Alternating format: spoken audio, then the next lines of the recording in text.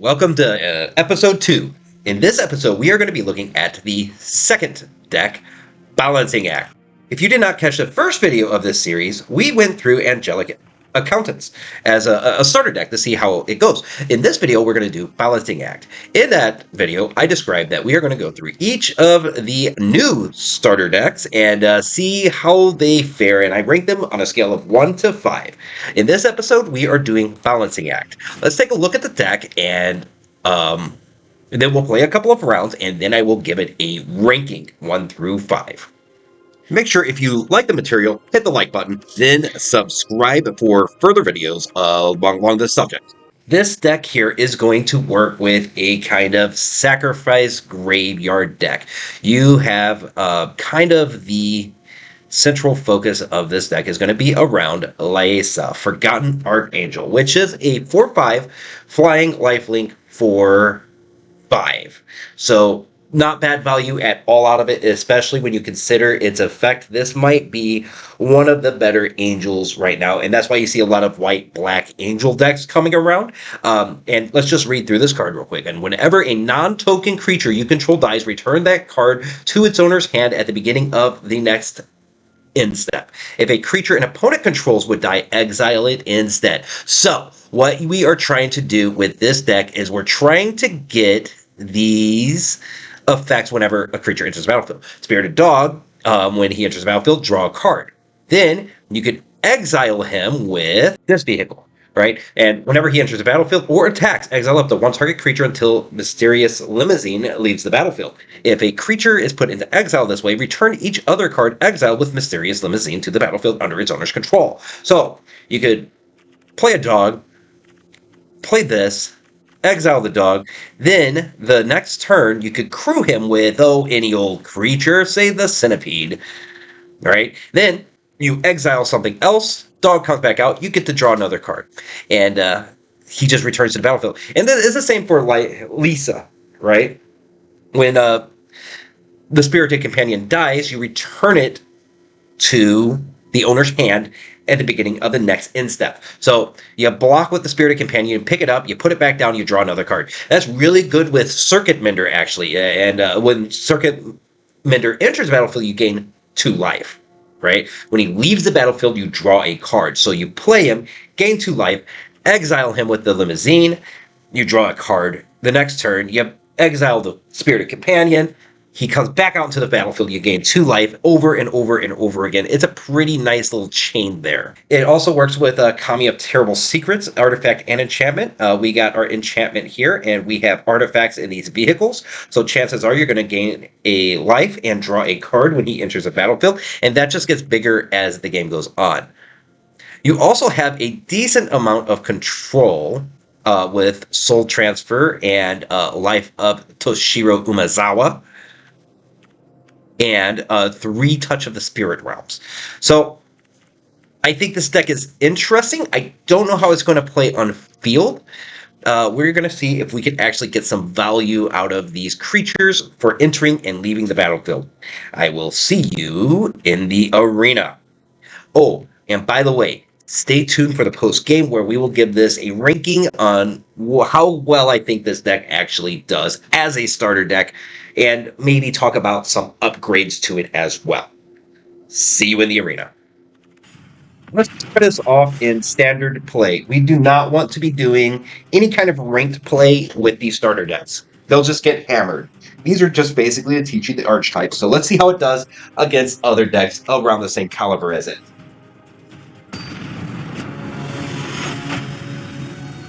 Hypothetically the same caliber.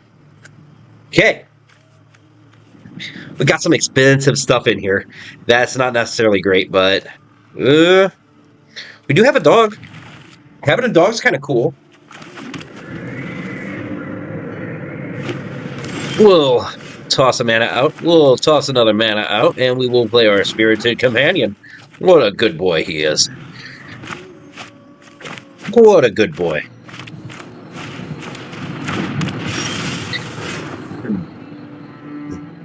Gaeda, the Font of Truth. I'm going to say, yeah, you can only have 2 mana. I'm going to say I'd rather not mess with that card. It's too dangerous. And oh, wait. I don't think this is the starting deck because... Oh, no, this is not. They actually have a real deck, boys. We are in trouble. Circuit Mender. Pass turn.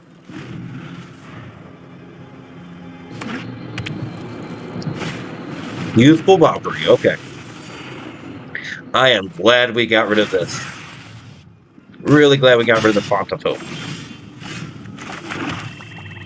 Yeah. This is an artifact creature, right? So we could get a 2/2 Samurai with Vigilance for casting this. And we get to get rid of Righteous Valkyrie. Gain a little bit more life. And swing with the Circuit Mender. I'm going to block. But we want to show that we are willing to attack. We're not playing defensive. Okay, we might be playing defensively now. Gross.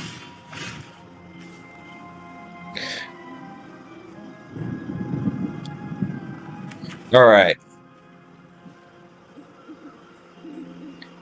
So, Naomi will come out. Now here's the thing, we can attack here. If we attack, we lose one of the Circuit Menders. But we will get to draw a card off of it, so maybe we just go for it. Michiko. Ooh, that's nice. How many enchantments do we have? Oh, wait, we only have 2 enchantments. Yep. We are taking some damage. Righteous Valkyrie comes back out.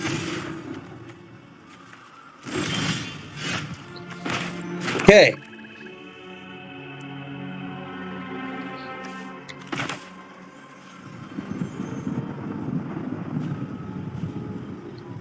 Oh. Maybe the limousine?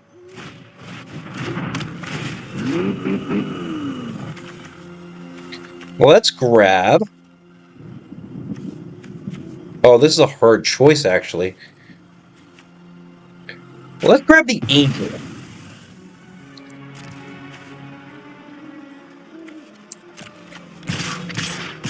And that clears us up to attack with all of this and create another Samurai. Yep. We lose 1 Samurai, but we've replaced it.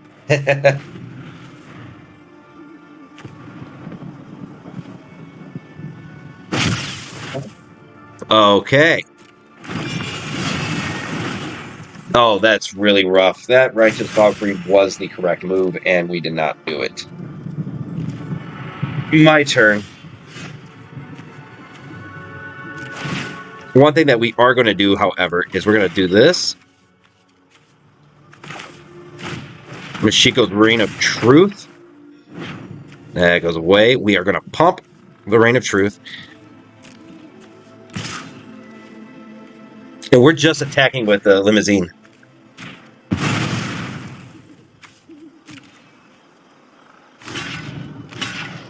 Okay. Get rid of the Valkyrie.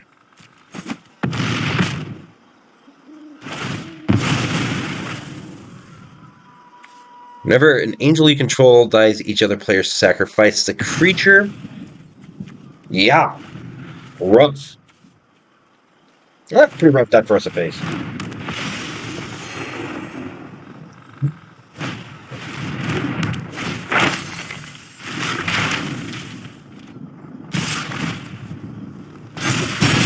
One thing to understand about these decks is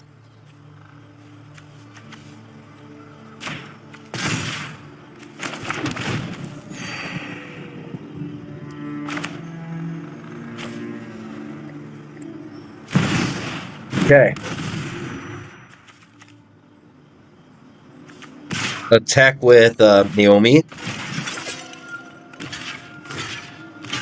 Alright, he's 5, 6, 7, 8. We want to kill both Righteous Valkyrie and the Youthful Valkyrie. Now we're going to have to sack some things. Yup. And yup.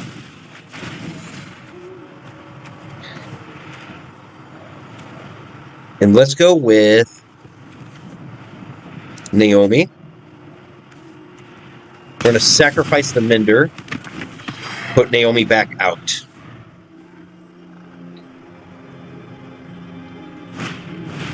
Oh, no.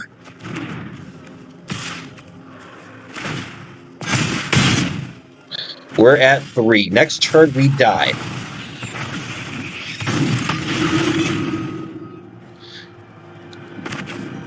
Enchant artifact or creature you control. As it enters, destroy target creature or planeswalker an opponent controls. I'm going to enchant Naomi. Kill the angel. Sacrifice the portrait of Mashiko. Play out the spirited dog. And I think we might have stabilized here. I think it has angels.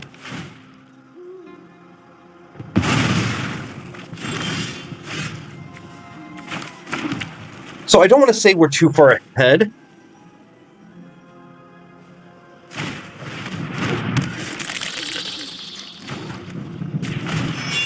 Let's reconfigure here. Oh, laggy. And we're also going to put out the crossbow. We're looking good so far. We are still alive. Uh-oh, what's that?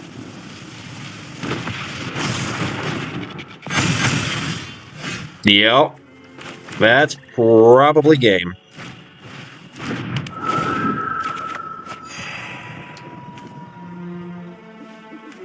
Alright, this destroys artifact or enchantment. No, we don't want to equip it. We want to sack it. 2 kill. Right.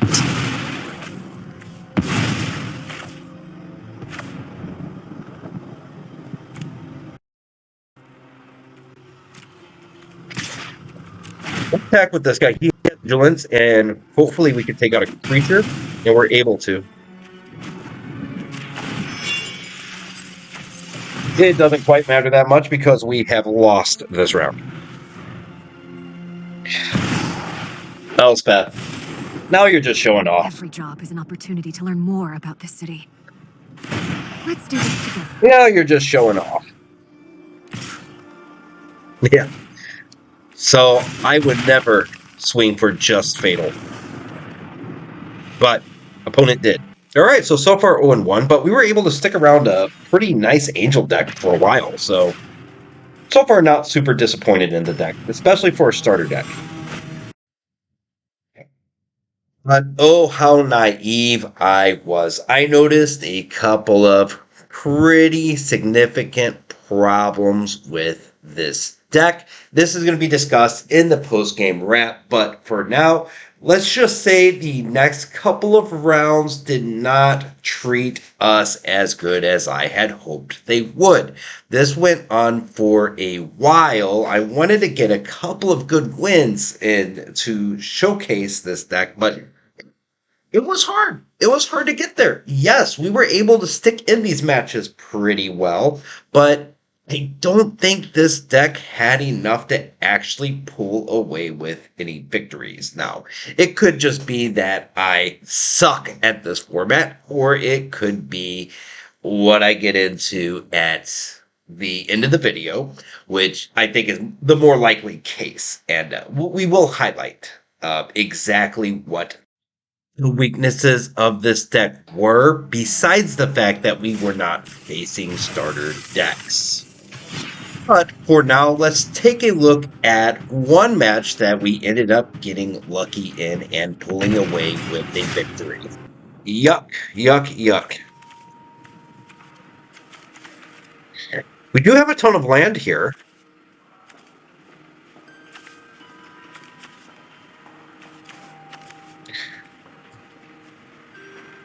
But I don't think I'm brave enough to really try this. But we haven't had good luck anyway, so we might as well try it. Anything's better than what we have experienced thus far. Put a white out and get the Citizen's Crossbow out. We haven't faced any starter decks. I think that's a big part of it. Arena, you need a special place where you can just play starter decks.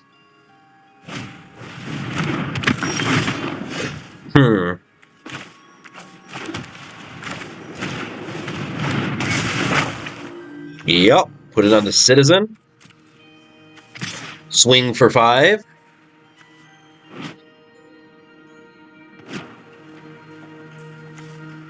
Alright, whenever you cast a non-creature spell, he deals 1 damage to each opponent. Okay. He'll be poking me a little bit.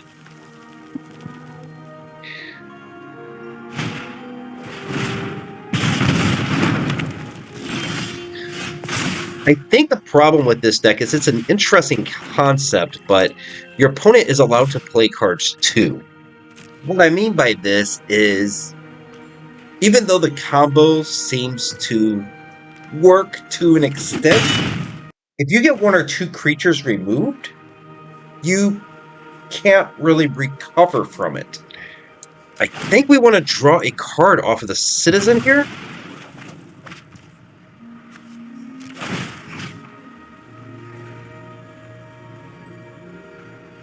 But we're not going to equip that. He's going to consider his options.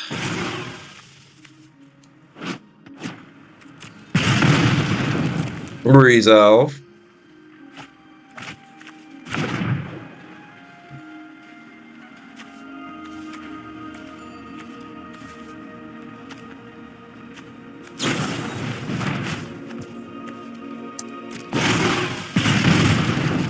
Okay. He's probably going to attack here.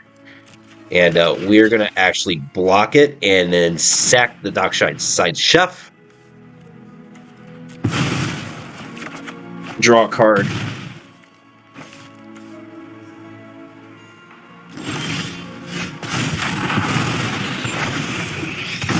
And we only see the 1 creature from the opponent too. So I'm not sure what he's going on about. I'm going to consider again. Finds another blue. That's probably what he's been looking for.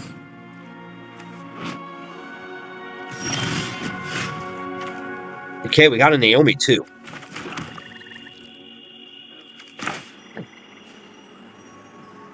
So we're going to put this on him just to get that lifelink. Oh, he doesn't want to play.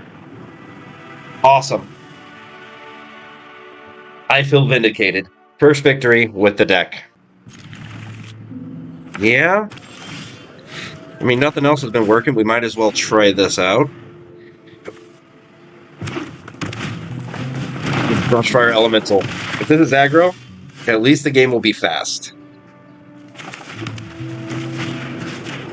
Let's actually get rid of that Brushfire Elemental. We are going to try to win. Never surrender. Never give in.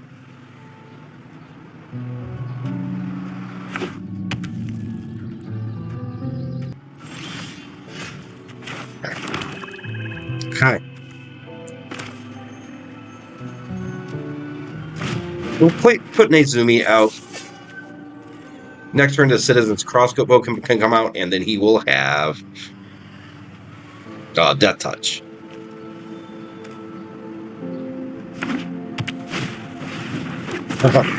Yeah. Oh, do we trade here? No. We don't.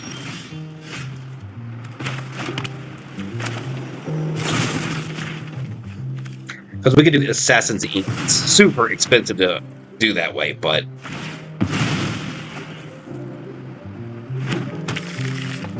We almost have to. Opponent gets rid of the evolving wilds while we were waiting.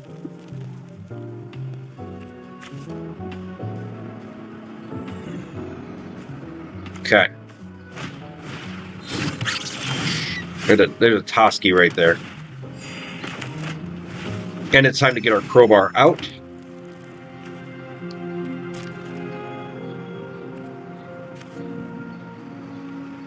No attacks.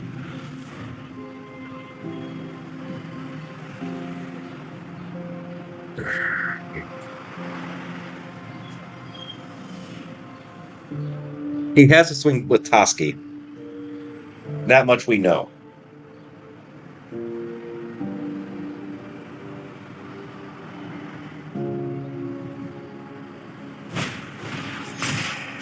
Oh. Smart. You don't see it enough, though. We gotta block it. We don't want him drawing.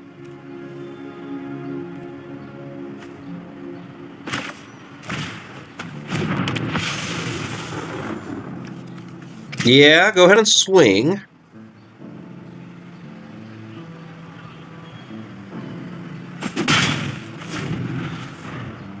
He doesn't block. He wants to keep that captain, but now we actually have an advantage here. If he cannot... Oh, well, never mind. I was going to say, if he cannot remove Lisa... Or Lisa? Lisa. If he can't remove Lisa, then we'd be able to block every turn and gain 4 health. But, yeah. That did not work. He keeps pumping that up, so... We're going to have to remove it. Exiled creature or planeswalker, get out of here. We're not gonna attack. We're gonna hold back. Owlbear. Only the most terrifying of creatures. If I saw a bear that looked like that coming at me, I would turn around and run. My turn. Another crowbar. Okay. Don't have any enchantments.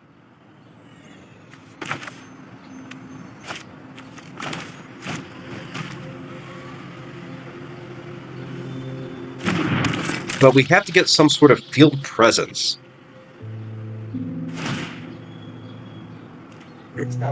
Again, we're not going to be swinging. He sacks another Evolving Wilds. It will pass turn.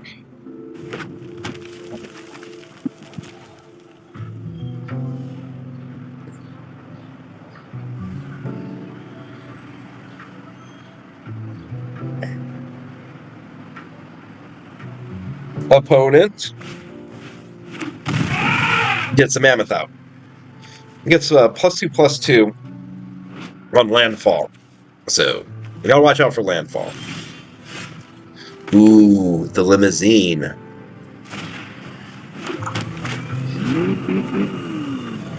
Yeah.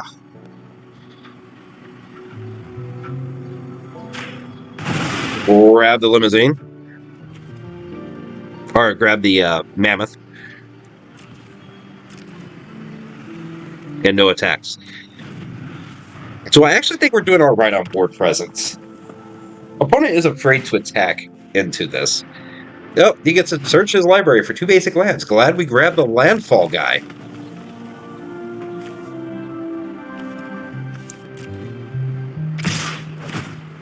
And that's absolutely disgusting.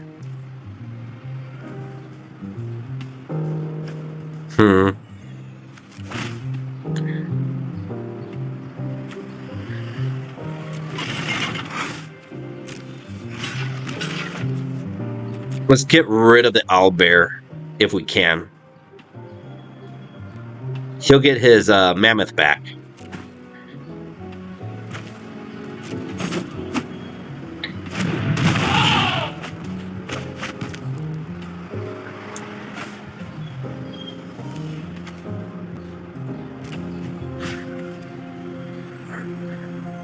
2, 3, 4, 5.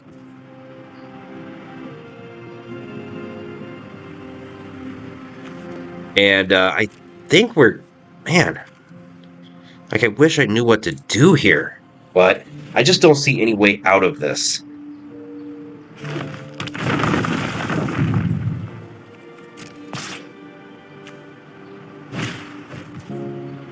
Oh. Yep. That stuff's really big.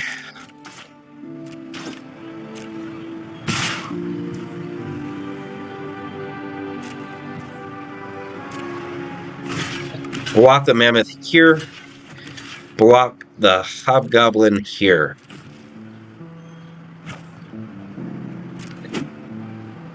Now, he has Death Touch, so that dies. You gotta be kidding me.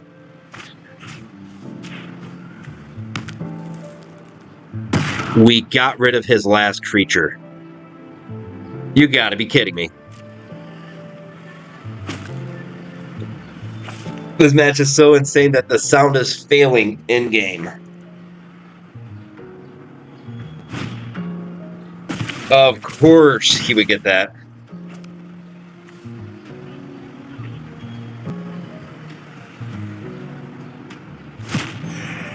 Yeah.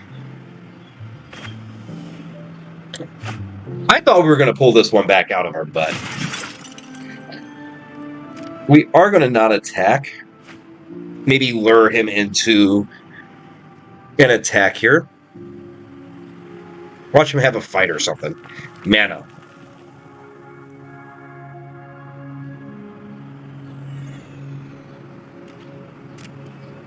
My turn. Land.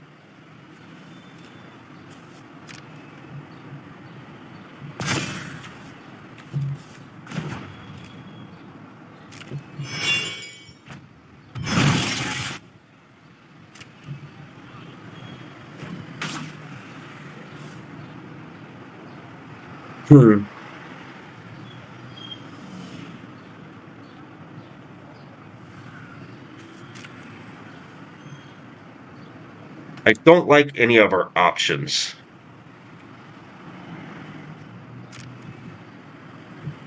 So we won't attack.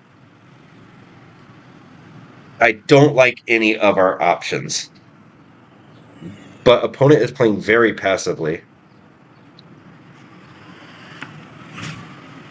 Oops. Wait, pass. Let's try to kill it. He's going to kill the Naomi.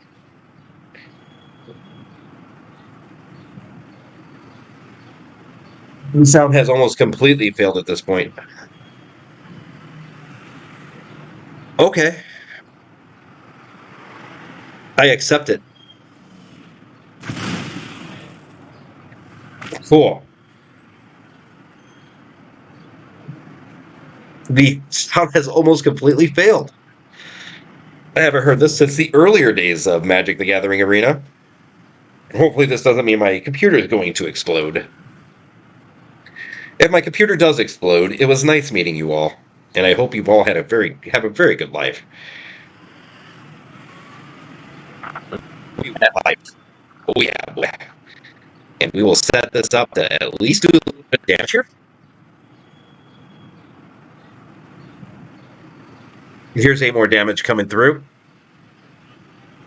No, that's 10 on the dot because he gets +2/+0, and we have won a second game. Yes. Let's go ahead and cut the matches here. It has been some sort of a match. Oh boy. Let's go to a post-game wrap. So with Angelic Accountants, we were able to pull off some wins fairly consistently, and it always felt like we were in the game. With Balancing Act, however, I didn't feel like we were in most of those games, and the games that we did win, I felt like the opponent was making some mistakes, right?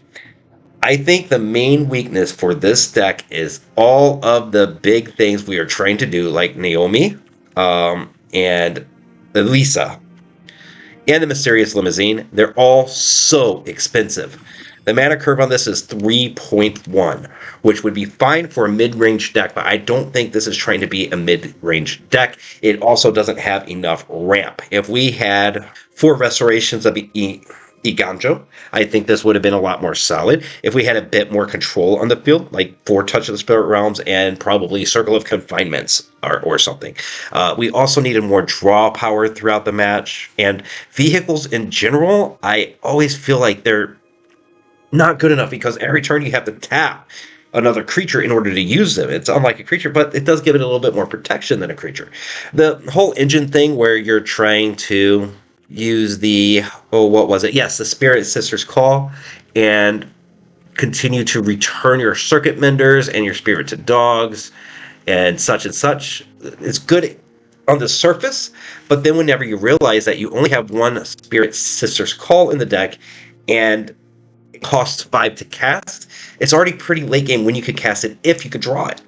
I think a way to improve this deck would be to get rid of these Naomis and maybe replace them with Spirit Sister Calls, get rid of the Limousine, and probably Kami of Terrible Secrets, and also these very expensive removal spells, and just add regular removal. Just add this basics, right? Like a Poison the Cup. What's wrong with Poison the Cup, right? What's wrong with, what's it called? What's wrong with Power Word Kill? Right? They're cheaper. They're much cheaper, and they do about the same thing. You could have a lot of removal in this deck, and then work towards having 4 Circuit Menders, 4 Darkside Chefs, 4 Spirited Dogs, 4 Spirit Sister's Calls. Probably, I would really hope that you would have 4 Tenacious Underdogs.